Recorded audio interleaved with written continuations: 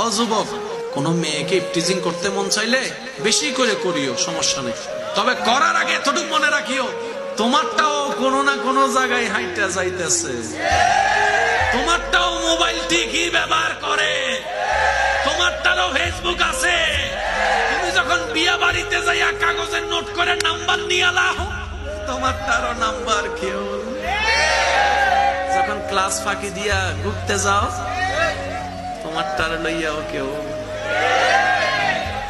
কষ্ট পাইছেন নি কোন? হিসাব বরাবর। আমাদের হিসাবে 19-20 হয়, আল্লাহর হিসাবে 19-20।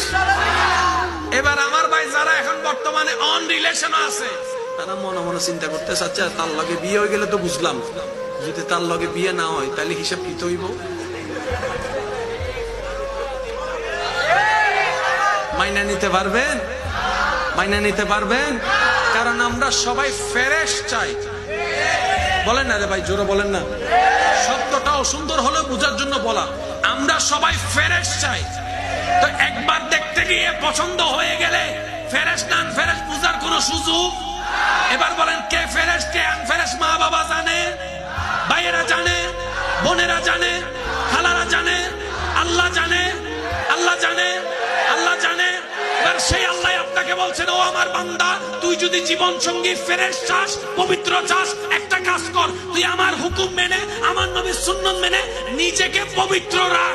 তোরটা যেখানে থাকবে আমি আল্লাহ পবিত্র রাখার ব্যবস্থা করে দেব।